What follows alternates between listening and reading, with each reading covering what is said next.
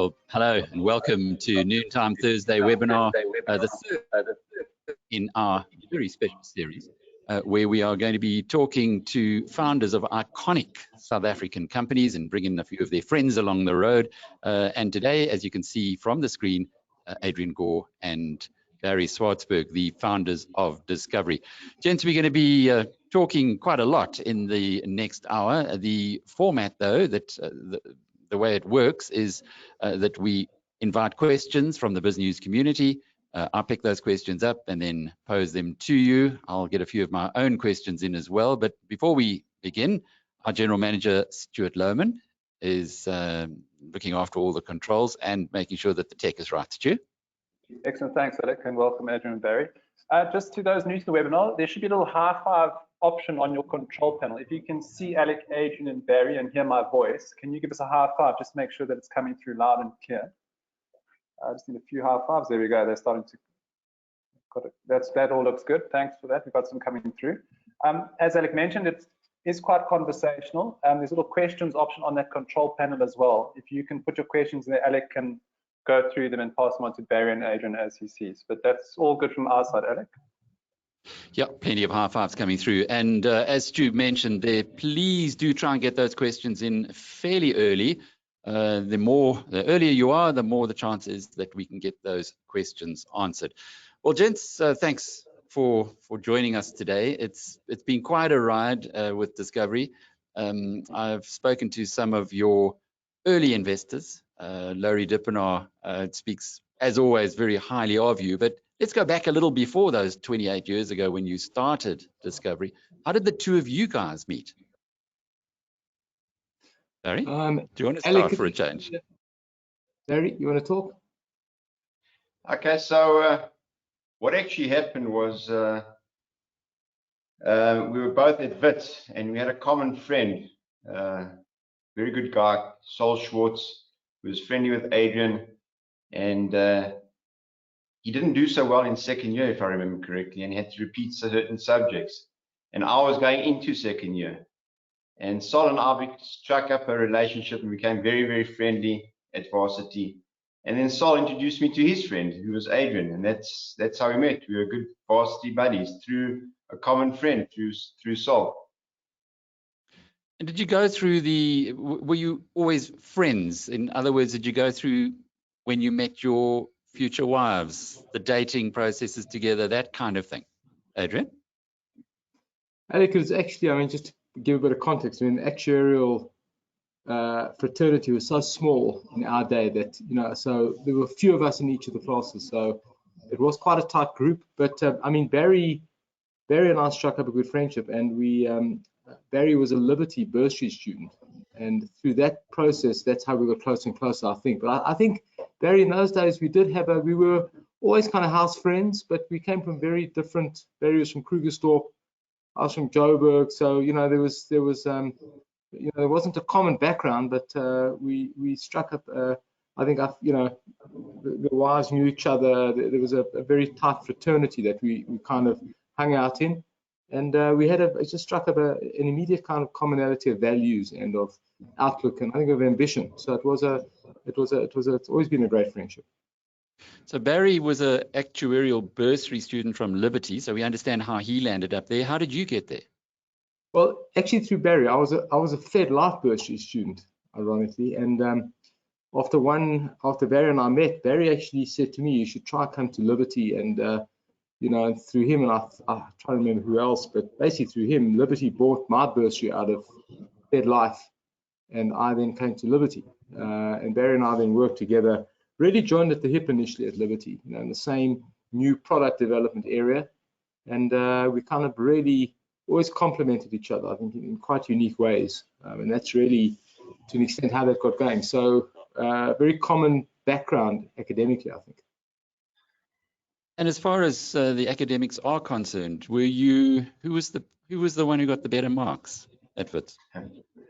Well, Adrian was a year older than me, so he was slightly ahead of me. So we never actually competed academically, although we did collaborate in our later years when we were studying for our final actuarial exams. We worked in we had a grouping together. And that's actually how we started this whole thing, because we were studying in our final exams in the study group. And, you know, that's how we started talking about, you know, building up a business and doing other things and working at Liberty Life. And the other guys, the other actuarial students, because it's not something one hears from time to time that CAs become business entrepreneurs, but actuaries have got a different, they seem to fit in a different box as far as most of society is concerned. Did you have others who were entrepreneurial as well? You know, I mean, my view is I think that you're right, kind of the academics, and it is a different approach. But ironically, I think in South Africa, I think the prospects of the actuarial profession mean that I think different kinds of people are attracted to it here than in other countries. So you do get a lot of entrepreneurial people. But I mean, Barry, I don't know your view, but I think Liberty, and I hope Discovery does it, Liberty at that time was a very entrepreneurial kind of institutional business. And I think it was very, very inspiring about giving a sense that anything could be achieved. And I think the commonality of our wanting to do something together with I think, a very, very nurturing entrepreneurial background environment created that sense of, you know, things could be achieved beyond, you know, just, you know, through the kind of the normal beaten path. So I'm not sure it was the actuarial profession, so to speak. I think the whole context at the time was ripe for that kind of thinking. Did it live up to your expectations when you arrived at Liberty, given that when you took the idea of Discovery to them, they didn't jump at it? Actually, it's often hear that it's not entirely correct. I mean, I kind of Barry had left, and I kind of pushed on with the health insurance idea at Liberty, which really got traction. And I had this idea of building a health insurance company from the ground up. That was the idea. And Liberty actually wanted me to build something within Liberty. I never took the idea to them of building a company ground up. So to be fair to Liberty, they never turned it down. They were actually quite supportive of doing a whole lot of stuff. I'm not sure they would have turned it down. But my ambition was to build something from the ground up, you know, not within an institution. And so they didn't turn it down. I had only, to be fair to Liberty, I had only unbelievably good experience. And Barry had left by that stage, and we started to talk and collaborate, and you know, and I, you know, shared what I wanted to do with Barry and vice versa, and we got going. But to be fair to Liberty, it's not correct. They did not turn it down. Barry, what were you doing at this point, having left Liberty? So I actually went consulting. I went pension fund consulting for a year, and I was always keen on doing something with Adrian. We had a connection at Liberty, and you know, we were friendly. So you know, when he called me up and said, you know, that he progressed the idea that we'd been speaking about for some time before that he progressed it, and actually there was some companies that were interested in investing. I was keen to get on board. You know, Adrian always says that I wasn't that keen, but I was just playing my cards close to my chest. I was always keen to get involved. And what was the idea way back then? Well, the idea was, I mean, to be fair to Liberty, we launched a health insurance product. It got such immediate traction, Alec, with such scale. So the idea was coming out of kind of the American HMO movement in the 80s, you know, the idea of could you build a specialist health insurer from the ground up? So health insurance was either a medical scheme in that stage, a medical aid scheme, or a top-up insurance policy. The idea was building a specialist health insurer like United Healthcare. And it was right at the time of the fall of apartheid and the massive societal change taking place. So it was, I think, a pretty sound idea, but that industry wasn't around. You had sickness funds, you know, like medical schemes, and you had for-profit aggressive insurers who didn't have the combination of the two. And that was the idea. And that's where, you know, I approached RMB, actually just fortuitously, that's a story in and of itself, around backing the idea. But that was the concept. Why didn't you approach Liberty? Why RMB? It wasn't entrepreneurial. I mean, the idea was to build a company from the ground up. You know, that would be entrepreneurial, would be completely different. So it actually wasn't even in my mind that Liberty would back that kind of thing. I had a friend who was at RMB, Theo Duchen, a young actuarial guy, trained with us, absolutely brilliant guy, who was a trader at RMB, quite amazing, actually, but really a real done remarkably well. But he said to me that RMB has a dormant life insurance license. It's called Magnum National Life, that they took over. You might remember that company in some kind of distress. They took this asset over, and this was a dormant life insurance license, and therefore I should approach them, and use that license to make this, to use it as kind of the platform for the vision. So that was actually the link. I had very little insight into RMB at all, and I had very little insight into the shareholders and the leaders like Larry and GT and Paul. And to an extent, I think I struck it incredibly lucky, because it wasn't, the approach to RMB wasn't based on an analysis of RMB and what they may do. Coming out of Liberty in those days, which was a massive, hugely successful institution, I had this feeling, they are, Liberty really is preeminent and anything else is a lot smaller. I didn't have the insights, but I struck it very, very lucky, I think, ironically, just fortuitously, approaching RMB with the idea. So, Alec, I just want to tell you a story that aligns two different things. Magnum had two assets. One was this dormant life insurance license, which Adrian and I started Discovery with. The other was a farm just south of the Crocodile River, which Johan Rupert then took over and became Leopard Creek. So there's a kind of connection between Leopard Creek and Discovery through Magnum. So I just thought I'd throw that in. Can I tell you my Magnum story? I'm not sure it's the same Magnum, but was it Martin Summerlee? Correct. The crook. I actually left the Star newspaper because of exposés I was writing about that. The late Harvey Tyson got cold feet and said, no, we're not going to run anymore. And as a consequence of that, I actually took a job at the Sunday Times. So Magnum is Martin Summerlee today, wherever he might be. And I don't think he never went to jail, did he? No idea. Yeah, anyway, but he can have a look back and say, well, you see, if I'd been able to continue, it would have been a very different story. What was the reception like from the guys at RMB? How difficult was it to sell the idea to them? It wasn't easy at all. I mean, I approached Larry Dippenaar, who was then the managing director of RMB. And I mean,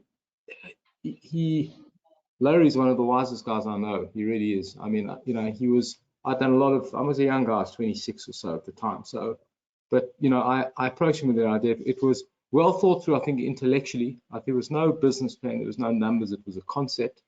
But I think Larry, as you know, is a incredibly, I call him a slow thinker. He thinks things through very carefully. He's not impulsive at all, and he pushed back on a number of things. I think he was quite intrigued by the idea.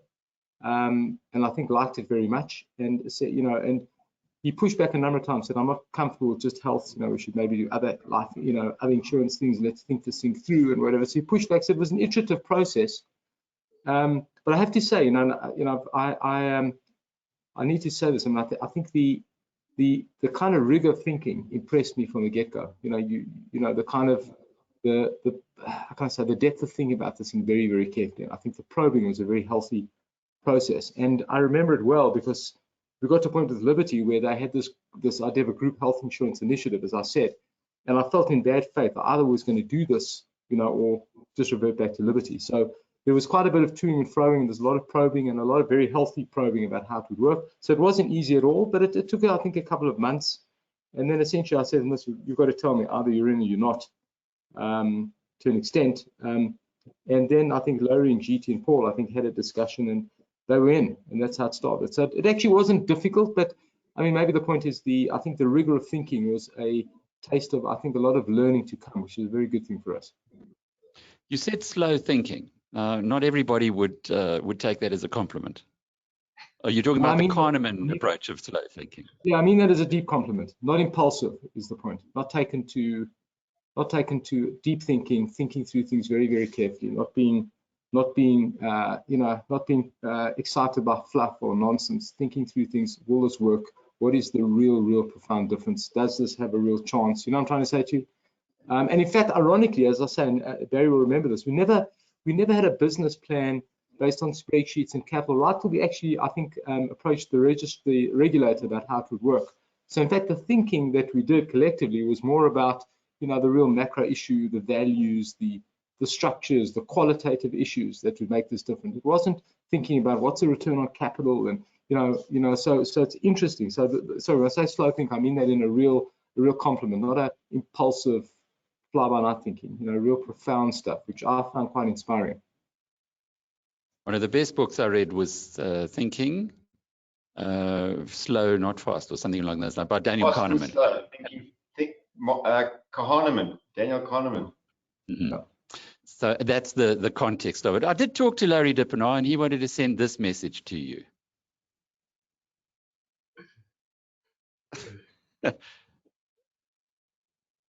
Is the sound not coming through to you guys?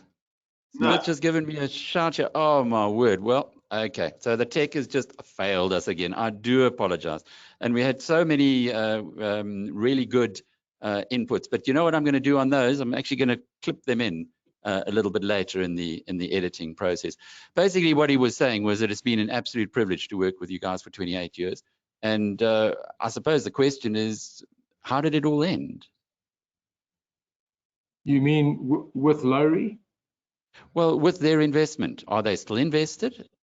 Oh, they are. I mean, it actually has never ended. I mean, what happened is the original shareholding was they were the major shareholder with myself and Barry, and then we had actually Hanover Re as a shareholder originally, and a medical scheme administrator. So they were kind of a strategic investor from the get-go. And then when they acquired Momentum Life, and then they reverse listed that, and they did the first round deal, the shareholding remained and actually grew. But then over time, we convinced them, and I think collectively it would be good to unbundle up to shareholders so that RMI, or in those days RMBA, should be the major shareholder, be the 25% anchor shareholder. And that has stayed to this day to RMI. So the shareholding has stayed as it is. I think the relationships have stayed largely as they are.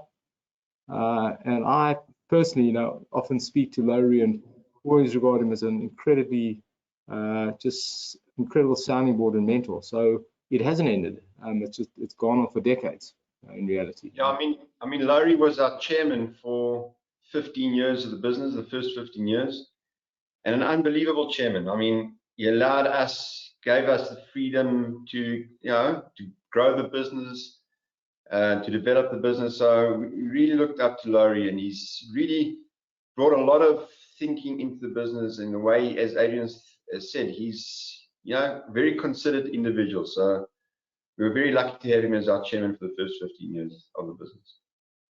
I'm going to try it again. Let's just see. Just give me a thumbs up, please, if you can hear it.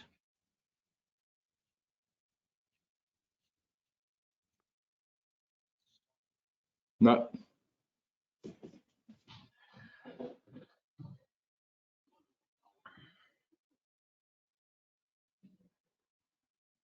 Are you hearing it? No, not at all. Well, nothing. Okay. Well, so much for my quick fix on the tech.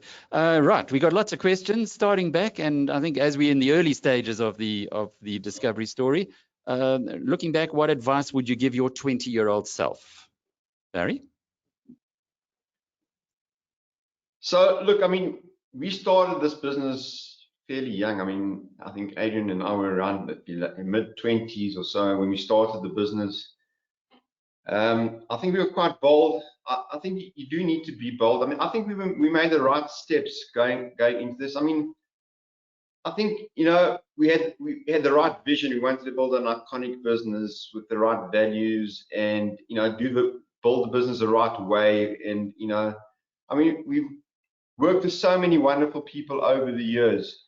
I mean, if I had to go back, the one thing is that I would have been a bit more aggressive on shareholding. If it's one thing I would have said, to Adrian and myself, going back then, I love the business so much, I'd like to own more of it. If that's the one thing I would have said to myself as a mid-20-year-old, be a bit bolder on the shareholding.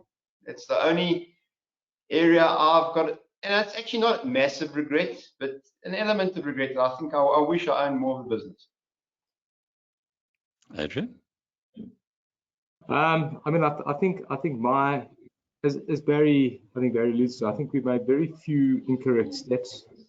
And so I don't have many regrets. So if I go back, I mean, I guess the advice is I would do this, which I think we did with a deep conviction about a real competitive societal advantage, that we could add real value, and I would do it with a real quality of shareholders, which I think we had. Long-term shareholders that aren't trying to flip the business or whatever, that really are long-term supportive. So I'm kind of being verbose. I think we had a very good ride, but I think the basis of it was values-driven, purpose-driven, with great shareholders, and that would be my advice if I went back to being 20 years old again. I think, Barry makes a point about shareholding and whatever. I think there's I totally agree with Barry, and it'd be great to not have much higher shareholding, etc. But I think one of the parts of our story I think is good is we were never greedy on any issue. We've always done what's best for the business, always trying to make sure the quality of shareholders is the best, etc. So,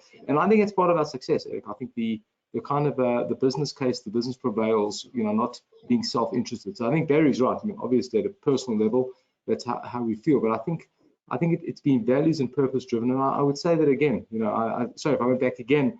I think our insight then, Barry, was quite I wouldn't call it profound, but I think it was quite fixed and solid, that we knew we wanted a values, purpose-driven organization that would be different. And I think that has always been the Discovery difference.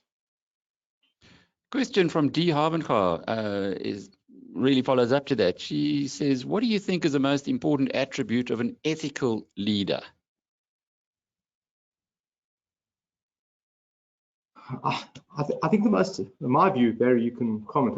My view, I guess, is leadership, I think, is about purpose and giving people hope. I guess this goes without question, you should be ethical, but I think that purpose and hope should be authentic. So, I think that an ethical leader can have frailties and weaknesses and all kinds of vulnerabilities, but I think a great ethical leader is someone who takes people towards a purpose that is good for society in an authentic way. And there's no formula to that, but I think that would be my view. And something I always put in is a sense of optimism and hope. That is the role of a leader, certainly to my mind, an ethical leader. So Alec, it's an excellent question. I think it's something that certainly I've prided myself in being part of Discoveries since the beginning, that I really believe we've run the business on an ethical basis. Actually, it's due to the leadership of Adrian. I think a very brought up, come from a home that's ethical and practiced high ethical standards throughout. I've never once in all the years that I've been working with Adrian for over 30 years have ever questioned his ethics in anything that we've done. It's never been a question.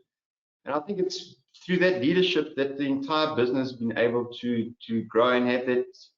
And it's something I've learned personally from him as well. And it's just, I think every business, it shouldn't be just, I spoke earlier about a shareholding and that type of thing, but it shouldn't be about yourself. It should be about building a great business that you're proud of being part of. And I think that's been the great thing of being part of Discovery for so many years. I've got a little message here, which I think is going to work. It's from one of those people who've worked with you almost from the start and who runs your UK operation. Hi, Alec. It's Neville Coopwitz from London. Many thanks for giving me the opportunity to say a few words about Adrian and Barry. The first time I met them was at their very first launch of, in those days, Momentum Health, where I was quite taken aback by these two young kids who were talking about the future of how to finance healthcare in South Africa. It was only after that presentation and working with them that I realized the uniqueness of what they were trying to bring to an otherwise cottage industry. I guess the rest is history. From my perspective, I was privileged to meet them then, and have been very privileged to work with both of them over the last quarter of a century. What can one say about Adrian as a leader, a visionary, and more importantly, just as a great human being? He brings out the best in people. He has been really a tremendous friend and leader. And Barry, likewise, has also displayed great leadership and great friendship over the period of time. I can only wish them all the very, very best. I'm proud to have been associated with them over this last 25 years and look forward to working with them in the future. Many thanks and good luck. It's a lovely, Hi, Alec. It's Neville Cooper. it's a lovely segue into the next big part of your story, which was going to conquer the world. You're now known as a multinational, and Neville running the UK operations, I guess, is a big part of your business today. What got you thinking that you could take these ideas of yours global? It's it hasn't been an easy road, Alec. You know, we had a real breakthrough here, and just rapid kind of disruptive growth in the mid 90s and late 90s. And in fact, our first foray, as you know well, was to try and build a health insurer in the US, which we shut down, cost us a lot of money. We learned a huge amount in that, and in fact, that's become Vitality to a piece that Barry runs and is doing really, really well. But we learned a lot in that process. But what really happened was the Prudential in the UK were desirous of building a health insurer, and were looking for a partner to build it for them. They were a life insurer without those skills, and really like the emerging kind of what we call a shared value model now, but the Vitality incentive structures and behavioral model. And so in that process, we started talking to them, and they wanted a kind of a 50-50 JV in the UK, and that's how we got to the UK. So originally just building a health insurer with the Pru, which became a life insurer, which we then bought out, and that's how we got there. It was a pretty formative part of our evolution, and today is very, very material, I think, to the group and to our future. I think Neville has done an unbelievable job of really leading it and pulling it together. So it's an amazing foundation, I think, that we'll pivot on going forward. And Barry, from there, from the UK operation, and anyone who's been in the UK will know that Vitality is everywhere. You don't have to watch football just to be sure of that. But you've branched out elsewhere in the world as well. Yeah, that's right, Alec. We now in besides the UK and South Africa, we're in 22 countries around the world. I mean, it's a model that I think works pretty much anywhere, wherever there's, you know, an insurance market. People, you know, want to get healthier and into their health, and want to engage in a healthcare system or a wellness type plan, and there's insurance products. I think it can work. And actually, to a large extent, people approached us. You know, we didn't go out there initially marketing this thing and that type of thing. I mean, to a large extent, we were approached by large organizations around the world. We've had great success in South Africa. We demonstrated that it worked in the UK as well, in a developed market. So to a large extent, you know, that's how it started developing. Companies were interested, you know, how are we doing this model? What did you do with it? How did you, you know, create the products and get the clients involved and engaged and that type of thing?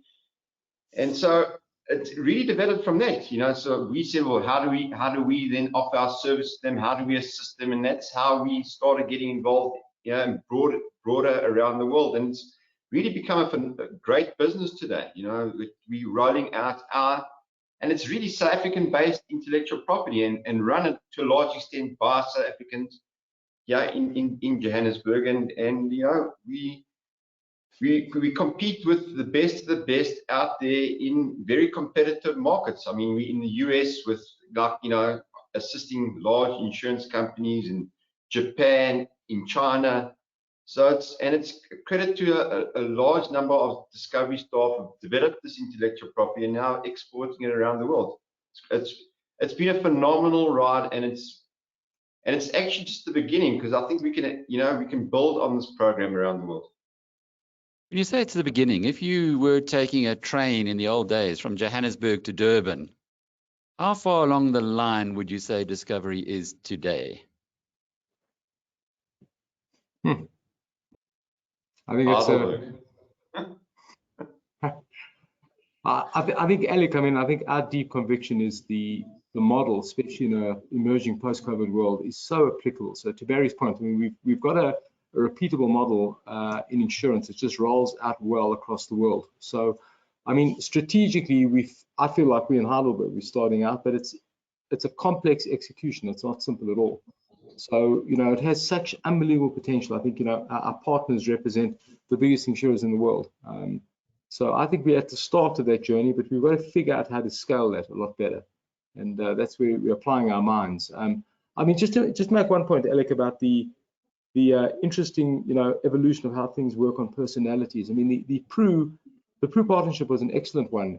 And there was a change of leadership at the Pru while we were there, and we were very concerned that a new CEO coming in would, you know, may look at this partnership entirely differently. So a new CEO comes in, Mark Tucker.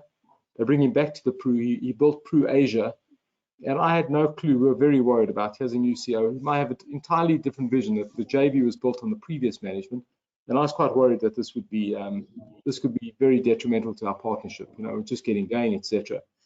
Only to find that you know, when I had an appointment to speak to Mark, you know, he made the point immediately. Actually, it's South African roots. His parents were born in South Africa, played football in South Africa, and immediately we struck up an incredibly strong friendship, which has got stronger and stronger, as you know, as our chairman today.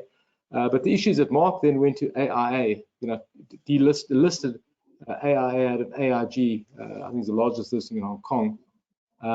And he was very, very desirous of seeing this model work in Asia Pacific. And to an extent, I think the first beta site for us was taking the model into the AIA world in Asia Pacific, which is a complex thing to do. And I think the learnings out of that, the learnings about partnership, about repeatability, which I think Barry and his team have done a remarkable job of scaling it across many markets, was how we got the kind of model to go. So these things are about personalities, about, you know, deep convictions, about trust.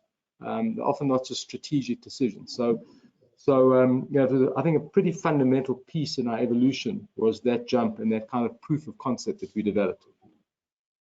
Well, Mark Tucker is in Hong Kong, and he had a message for you as well, the chairman of HSBC, as well as the chairman of Discovery. Alec, good morning. This is Mark Tucker here. I'm leaving a message for you for your webinar with Adrian and Barry and the Discovery later today. I have known and worked with Adrian and the Discovery team for more than 15 years and was honored to be able to join the Discovery board last year as chair. Adrian and Barry and their team are immensely impressive. The vision expressed through the shared value business model is a true differentiator within financial services and indeed beyond. We've all been reminded over the past few months of the importance of health and well-being. This is true for Discovery and especially so for Vitality, focused as it is on making people healthier at the same time as enhancing and protecting their lives. At this uncertain time, when many long-standing trends seem to be accelerating and nobody can be sure of what the new normal will be, a company needs a clear purpose to inspire employees and customers.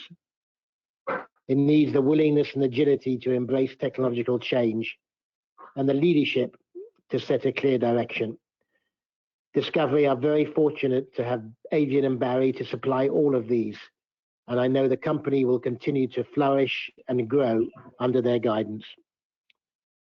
Thank you. He looks like a tough customer from the picture. You know, we worked with some really remarkable people, and I was telling about Laurie earlier. Mark is a unique character. He really is. I mean, he is, as you say, he's actually not a tough customer. He's a guy who values people and relationships and trust more than anything, I think. But he is he built Pru Asia from the ground up. I mean, he spent 10 years, 300 days a year on the plane. I mean, you know, he has got a level of drive and determination that's quite remarkable. So he is tough in terms of determination, very probing, very challenging, but remarkably, I think, caring. And to an extent, I think, to Barry's earlier point about honesty and integrity and values, you know, he's been a hugely, how can I say, complementary piece of Discovery, of chairing it and bringing, I think, I think South African companies often don't globalize well. We're trying, I think, doing pretty well. We've got a long way to go, but I think Mark brings a considerable dimension of understanding globalizing and scaling that is very, very helpful. Very, very interesting and fabulous guy. For those who know the international, sorry, Barry.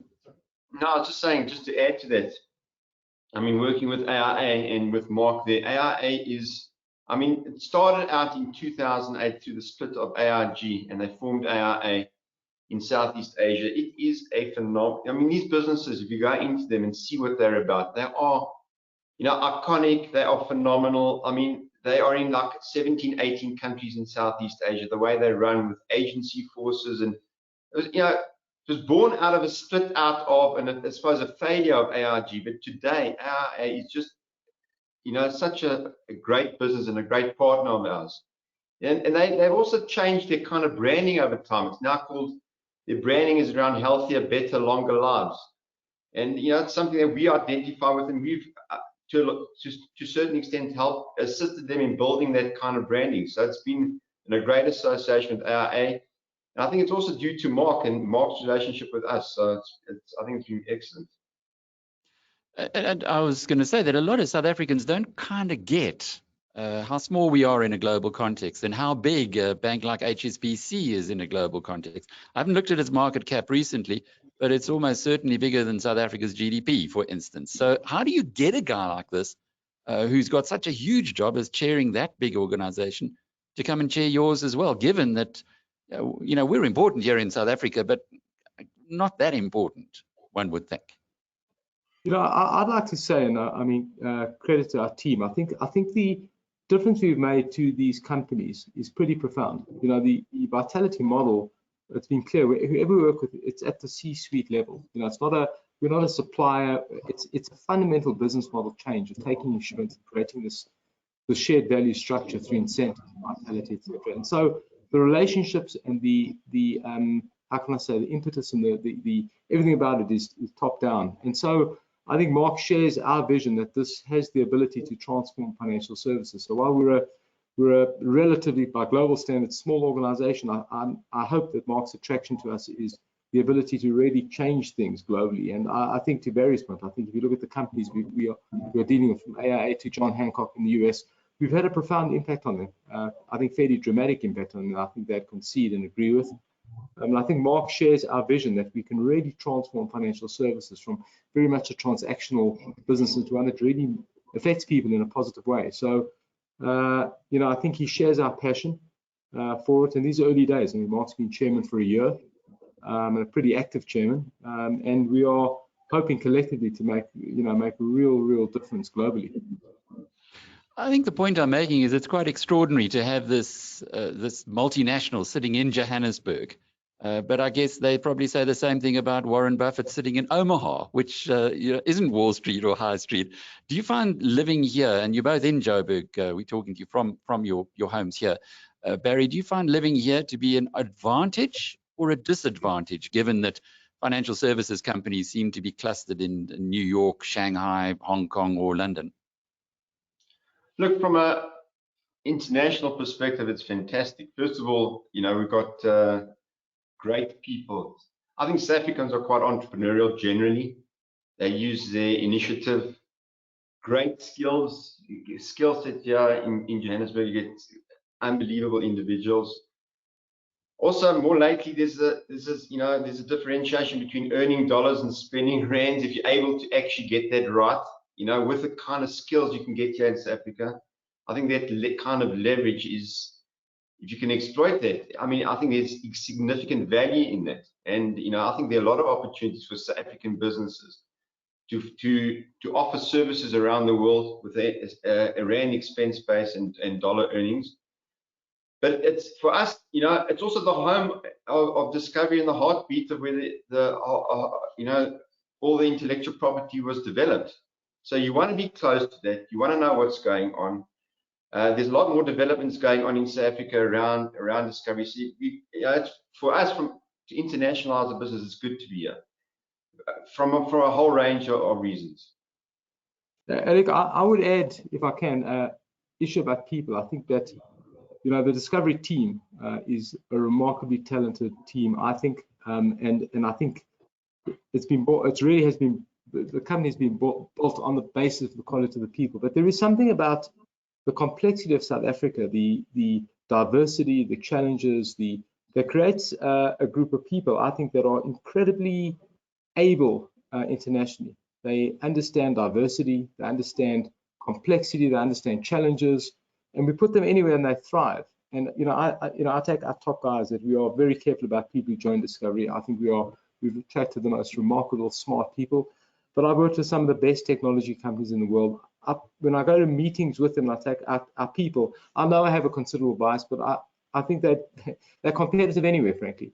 And so, there is a geographic difficulty about working out of Johannesburg, especially for Barry, long haul flights, and I do the same.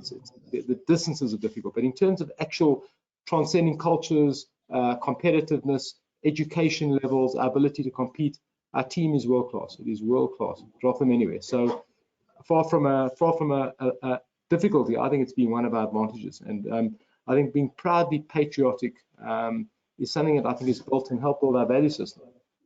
Yeah, I actually also want to add to that. I think South Africans have got a self-confidence problem. We do compete. We can compete, and we do compete internationally. And I mean, as Adrian says, we've seen it firsthand. So we just got to get out there with the right kinds of products and services. But I think we've got to lift, be more self-assured. There are quite a lot of questions related to that, and the one here that Seamus Hennessy asks is, what guidance can you give aspiring South African entrepreneurs, especially in the seemingly challenging environment? So it's almost like a perception that we have here that we have it tough and nobody else does. But while you ponder that, I have got the text sorted out, as you've heard. However, it hasn't been edited. So I had it so beautifully edited before, but for some reason, Adobe Audition's not talking to us. But here's Larry Dippenaar, who I know we had a couple of minutes of silence earlier. Here's what he had to say. Adrian and Barry, when we backed you in 1992 to establish a new health insurer, as a startup, mind you, we could never imagine that 28 years later, Discovery would become a globally recognized player in the health and life insurance space. I recall when you started in 1992, MedScheme dominated the health insurance market with a market share of over 50%. From nothing, you have now become the dominant player by orders of magnitude in the health insurance market in SA. From these humble beginnings, you have entered other spheres of financial services like life insurance, property and casualty insurance, retirement funding, and now banking. Each time you've entered a new area of financial services, you've disrupted the existing players with your innovation. As innovators in financial services, you are preeminent. Your innovation talent has been globally recognized by iconic institutions like Harvard University. You chaps are prepared to take on challenges that most of your competitors find too daunting. I've also witnessed firsthand, and it was a great privilege to see this, how you're able to inspire your people to achieve what to us lesser mortals looks impossible. You really are a formidable team, and your skills are complementary, very much like Paul, GT, and myself. And I also admire that you have both remained humble and true to your sound values in success. You're both still young, and I mean that relatively speaking, and already you have created a world-class legacy. I also admire the way you've become involved through your public service endeavors in making South Africa a better place. Adrian, Barry, we are proud of our association of 28 years. You have made it an amazing journey for us, and I expect you to deliver a lot more in the future. Lovely message. Yeah. So how do you use that to inspire the next Larry Dippenaar, Barry Swartzberg, Adrian Gore, GT Ferreira, Paul Harris, the optimists amongst us? Explain. So how do you perpetuate that, Alec? Well, how do you inspire others, Adrian? Often you stand up at conferences and it makes news because you are looking at the glass half full when all around you are looking at it half empty.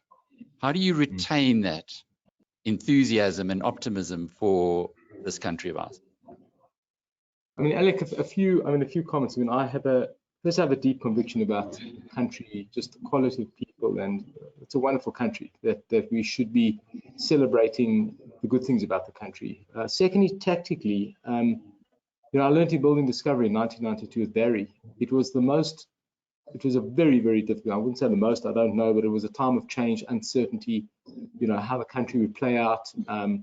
Barry will recall, while we were actually building, there were terrible crimes to some of our team and friends and all kinds of stuff that went on. But, a deep understanding and an experience of when things are difficult, there are big opportunities. People are distracted. And so tactically, in crises, there's always big opportunities that people run away from. And then I kind of have a very deep conviction that seeking positive signals gives you a better sense of reality. People jump to negative conclusions all the time. So mine is not a hope, is not a naive optimism, just, think about good things and it'll happen.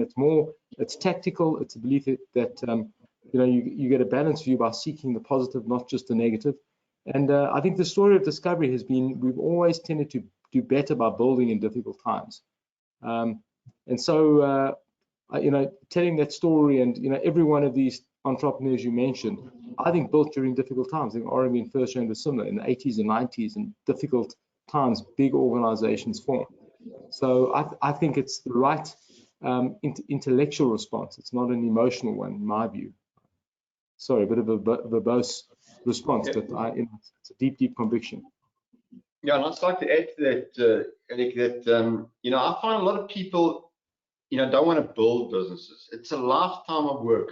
Build a business over many years. I think, and all people that work at Discovery are on the same track, that we're building this thing together for the benefit of society, for the benefit of staff, etc. And that's how businesses should be done. It's not about the quick buck and making money, and it's about building a proper business that offers service to clients, that means something to society, that employs a lot of people, that people want to work for and aspire to work for. All these kinds of things, for me, that's what it's about. That's what brings enjoyment. Making money, okay, it's fantastic. So, but that's not what it's all about for me. And I think there are actually many people out there who want to build businesses, many South Africans. So I'm not negative. I'm actually positive that there are people, I see it within Discovery. There are many people who want to build a legacy, want to build a business, want to be part of something that is great and doing something positive. So I think, we've got to focus on those individuals and do more of it and grow more businesses. Tian Zhang asks a really good question. From working for a big corporate to starting one of the most successful businesses, how do you balance full-time work and the idea generation process? My wife wants to hear the answer to this too, please, Adrian. I'm actually not sure. I mean, I think, look, my role at Discovery has always been kind of conceptual, trying to create the vision, the products, etc. And again, I think there is no. I think building a business, to Barry's point, is all encompassing. I think the idea of balance is, you've got to understand what you're optimizing against. You're not going to get home at 5 o'clock, and read the newspaper. It is an all-encompassing task. But within that, I think that there is discipline required for getting operational stuff right in your own mind and getting vision done. But I think in my own experience, Alec, there's kind of an amorphous process of all the stuff flows together. You know what I'm trying to say? Going all the way down to the detail, then coming back up to the vision, going all the way down. It's not as, in my mind, compartmentalized. And to an extent, I think where we've done well is, I don't know, Barry, if you'd agree with this, but I think complementary skills. You know what I'm saying? I think from the get-go, Barry and I think when Barry joined, I think Barry's ability to execute really well and to move quickly. Barry's decisive and he moves. I'm more of a, I need to think about it and whatever. So I think there is something about the team that you build that allows you to kind of wax and wane on these issues. You can't do it alone. And so I'm not sure I know the answer. I just, in my own experience, it's not as disciplined as maybe you'd like to hear, but it is part of a team that waxes and wanes, and division of labor allows you to get that done. But I think also in an organization like ours, there's a distinct value of innovation, and there's competitions and structures and launch cycles that force us to think about things in an innovative way, and that those props, I think, help the discipline. So sorry, again, a long answer, but But I don't think I think it can be achieved, is maybe the point. Yeah, maybe I can add to that, Alec, I think also a lot of people see organizations as this pyramid structure, that the person on top knows everything and filters everything down into the pyramid. I don't think organizations should work like that. The way it should work is every individual in the company's got value to add, whoever they are, every single person. And you've got to run companies like that. Everyone is a scarce resource with unbelievable value to add, and you've got to liberate those people everywhere in the organization. And I think that's what I think Discovery has done well. People feel liberated. They can come with their own ideas, with their own personality into the organization. There is a set of values, and that as long as you operate within those values, I think you can be liberated. And I think we've tried that. And so it's creating that enabling environment where people feel it's safe to innovate, to come to work with their ideas, with their personality, and put their ideas on the table and say, well, what is the best business case? And the best business case should win at the end of the day, not the personality should win at the end of the day. I've got to just pass this on from Anonymous, but actually it's Jeanette. She said, Adrian, would you thank Lauren for the socks? Years ago, she gave me a pair of socks on our flight back from Davos for my sandaled footwear. Clearly part of the ethos and culture. I don't know how she reckoned, and I guess that's it, just spotting those little things like that. David Zeidel asks, would Discovery look at listing on an offshore stock exchange, and would they look at spinning Vitality off as a separate listing? I mean, it's a question we often asked. It's a good question. I mean, again, I think that the business case will prevail. If we thought there was, at the moment, we don't necessarily see the scarcity of capital and the requirement of capital, so it's not something that's really occupying our minds. I think the globalizing of Vitality is not a capital issue necessarily. I think it's an issue of strategy and strategic shareholders. So if we had a shareholder or a strategy that would globalize it quicker and better, we'd be open-minded to it. But there's no, how can I say to you, algorithm that as you get bigger, you must go list offshore. I don't see that at all. I think that the business case would prevail, and it's something that Barry and I on the team look at all the time. If we could globalize Discovery better or Vitality better with specific partners, we would look at that. But at the moment, I think we're quite comfortable with the kind of the pace of the globalization. Something we'll continue to apply our minds to. But it must be based on the merit, I think.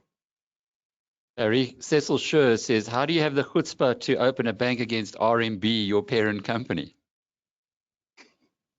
So it was actually, the thing started out of in collaboration with First Rand. We started a credit card many years ago in, I don't know, 2004, so with them, and credit card became very successful. In fact, the largest white labeled credit card in South Africa. And so that was the genesis of the bank, using that to say, well, can we add more services? And also within our model, that we want to incentivize better behavior. So I think it's about offering alternative products, I think, and more digital products. And I think the guys actually in the bank have done a superb job. The products are excellent, and I think it's got a great future. And it's an alternative. I mean, we like to compete with the bigger banks and offer an alternative to people out there. Alec, Christopher Jordan. After you, sorry. No, I'm listening, Adrian. No, I said we've never been a quiet competitor who emerges. We've always taken a full frontal run into major industries. We did that with life insurance. We are, I hope it's not foolish, but we're not intimidated, I think, by scale or by incumbency. We have a deep conviction if the product meets the needs of the customer, our deep conviction is it will sell, it will disrupt. And that's our view in the banking space. So it's ruffled feathers, it's created, I think, quite a competitive force. But I think we're pretty resolved about what we need to do. And as Barry said, I think we're pretty happy with the progress. A lot to do, but a lot of really good thinking that you'll see flow out of it. Christopher Jordan says, since 1994, I've been a very satisfied member. So he's early in. He was there when you were 2 years old. However, it's great to hear that the two gentlemen speak about honesty, integrity, values, etc. How do you communicate those values to your employees that deal with members? How do you actually get that down to where the tacky hits the tar? I mean, I think to Barry's point, first I think that leadership and making sure that the leadership core is true to the values is critical. And that's not always, you can't achieve that 100% of the time, but we focus very much on that. Secondly, I think that there's a narrative about values and about honesty in the organization all the time. It's you know, we test, I had a discussion with one of our key executives earlier who on an issue, he felt I wasn't actually living the values. So his challenge to me is you've got to think about this in the context of our values. So that narrative is, I think, alive in the organization. And I think you've got to talk about it to the front line. I had a chat to some of our bank service people about values and how we share different thoughts about stuff and the interpretations of the values and about honesty and how that plays out. So I think it's got to be stated, written down, but it's got to be alive and part of the narrative in the organization. And I think realistically, you're not going to get it right 100% of the time, and there are no guarantees. But I think a relentless, humble pursuit of just keeping those values alive, keep people true to them. You know, it may sound cynical, Alec, in my view, is even if people don't know the detail of the values, but know there are values, it brings out the best in them. So to an extent, I think the narrative and the authenticity of them is fundamental to keeping the business true to its purpose. And on the front line, people transmitting that to clients every time they touch the organization, they feel a kind of magic. I think it's so crucial. Related question from Simon Wolf. What does Discovery look for when interviewing a potential employee? We actually have an equation, you know, that EQ should exceed IQ. You know, that we have a number of those kind of measures of what we look for very carefully in people. But I do think we hire and pursue the smartest people, but we look very carefully about EQ, about values, and in our promotional process, we look at those kinds of things very, very carefully. And you know, again, we're not true to every one of them all the time. There is slippage, but generally, I think we do get it right. And there's a kind of a sense of people joining an organization that has a purpose. And I think that's fundamental. I think we attract people who feel the organization has purpose, not just to make money and to build market capitalization. There's something deeper in it.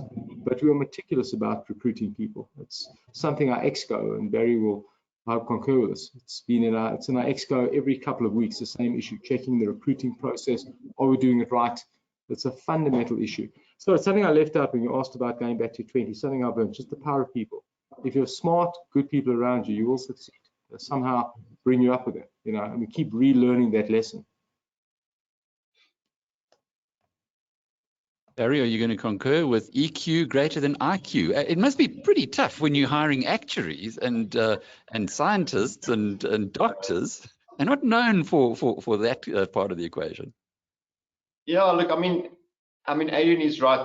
You know, the area I work in at the moment is, you know, international business. So there are skills that you need specifically for, I suppose, every different part of the business.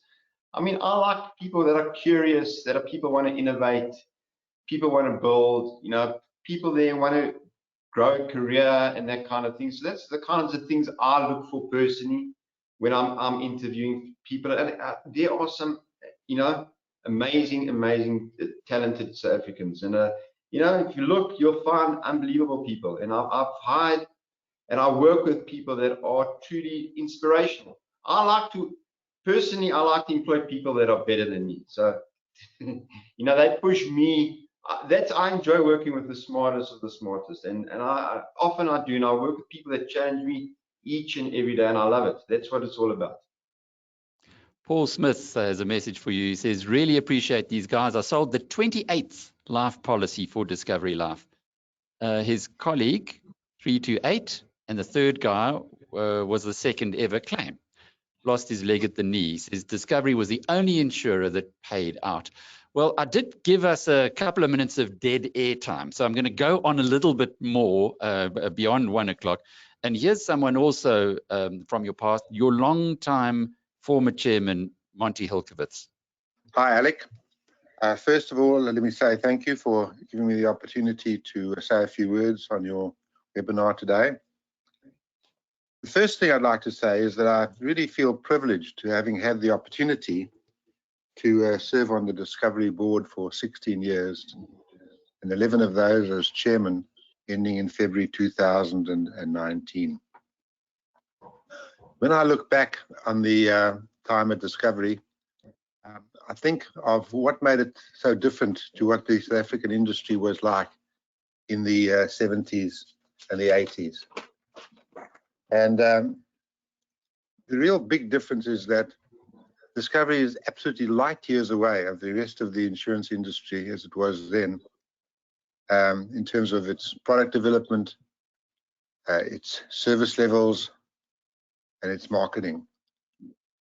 And that, I think, has played a major part in its great success, leading it to become today the largest health insurer in South Africa and the second largest life insurer. A truly remarkable result. One of the reasons I think the company has been so successful is that it has stuck so rigorously to its core purpose, to make people healthier and also to enhance and protect their lives. It really has been a major compass, if you like, for all the decisions that were made over the years. Wasn't that a lovely message from Israel? You got them all today. You got one from Hong Kong, Mark Tucker, Monty from Israel, Neville from London, and of course Johannesburg is with Larry Dippenaar. But I've got to let you just see a little bit of the background here, because I'm not sure if you're going to recognize this too well. But Hugh Basil's just sent me a note. He said, you're sitting in the third building that Discovery ever occupied. The first was 100 Grayston, currently occupied by Investec. The second was 25 Redmond Drive, which Discovery bought from RMB. And the third was 155 West Street, which was specifically designed and built for Discovery, with FNB Pension Fund being the owner. And we are now at exactly that. I'll just get out the way. Sure. Recognize it well. Probably, yeah. It's changed quite a lot. WeWork, but yeah, I'm closer to Discovery than you guys are today, sitting in your homes, I guess. A last question to close off with, and it really has been a privilege having this opportunity today, and that comes from Hassan Khan, who says, how has COVID changed Discovery's strategy? It's a great question. I mean, if anything, COVID, I hope it doesn't sound like, trite, but if anything, it's accentuated the strategy. So the issue of making people healthier or protecting them, and the issue of resilience and all the stuff we've been trying to achieve, COVID, I think, has accelerated that kind of trend. So everything about behavior, about technology, about purpose. I mean, COVID has accentuated everything. So to an extent, I mean, we've had to accentuate vitality, bring it into the home, deal with gyms not being open at this stage, but factually, it has accentuated and I think accelerated our strategy dramatically. So all of our partners are trying to figure out how they move faster in this direction. So Alec, if anything, I think it has endorsed the strategy. I think the challenge will be whether we can run fast enough to really capitalize on what a post-COVID world will be. So these are tragic, difficult times in every respect. But I think from a Discovery perspective, I think the opportunities are pretty substantial as we move through this COVID period. That'd be my view. I don't know how Barry feels. Yeah, I mean, just Alec, the company's response has been unbelievable. From Discovery Health, under the Ryan Noach leadership, they've done just really phenomenal work. Changed the products, got staff working from home, changed the products in our life insurance business, in Vitality. It's I think the company's response has been significant, and I hope our clients have felt that. Not only in South Africa, in the UK as well, I think the response has been great. I think our clients, people are exercising at home and we're enabling that.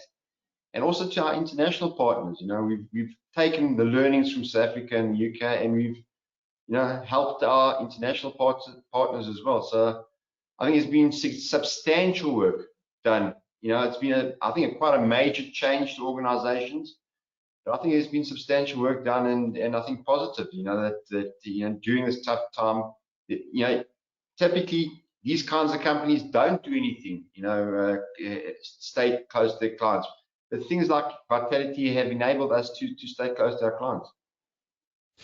And the future, when you have a look now at a post-COVID South Africa? I think a post-COVID South Africa, I think that we've understated how well the country's done. I mean, infection rates are coming down. I think the healthcare system has largely coped with it, both public and private. And these are difficult times. I'm not being, again, naively optimistic. I think the healthcare system has done pretty well. I think we've got massive economic challenges, but I remain of the view, as tough as things are and as difficult as the debates are, I think we will move through this, Alec.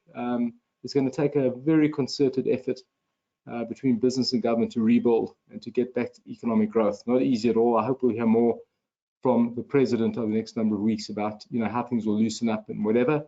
But I have to say we remain focused now on our purpose. We're building a bank in a very difficult time, which, as I said before, is something we would do. And as tough as it is, we will come through this. I'm pretty sure of that.